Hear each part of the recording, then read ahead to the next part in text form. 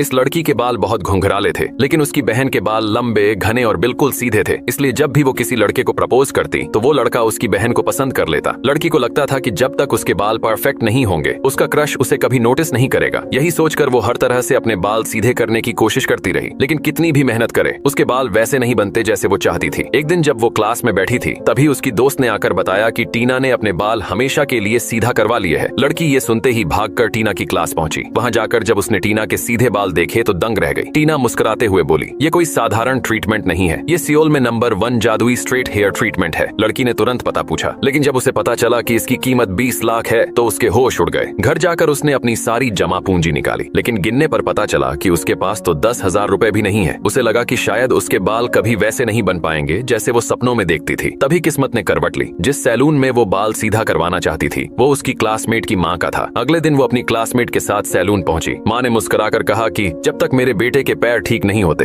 अगर तब तक तुम उसकी देखभाल करोगी तो मैं तुम्हारे बाल बिल्कुल फ्री में सीधा कर दूंगी। ये सुनकर लड़की की आंखें खुशी से भर आईं। जो लड़की हमेशा स्कूल देर से जाती थी अब रोज सुबह जल्दी उठकर उस लड़के को लेने जाती, रास्ते भर उसका ख्याल रखती, स्कूल में भी उसके साथ रहती और दिन खत्म होने पर उसे घर छोड़कर आती। 20 दिन की देखभाल के बाद जब लड़का पूरी तरह ठीक हो गया तो माँ ने अपना वादा निभाया और लड़की के बाल सीधे कर दिए। जब सभी छात्रों ने उसके सीधे बाल देखे तो हैरान रह गए। आखिरकार जब लड़की ने हिम्मत करके अपने क्रश को प्रपोज करने की सोची तब उसके मन में बार बार उसी लड़के का चेहरा आने लगा जिसकी उसने इतनी देखभाल की थी। उसका ख्याल रखना प्यार में बदल चुका था। अब वो उस लड़के को पसंद करने लगी थी और उस लड़के को उसके घुंघराले बाल ही पसंद थे।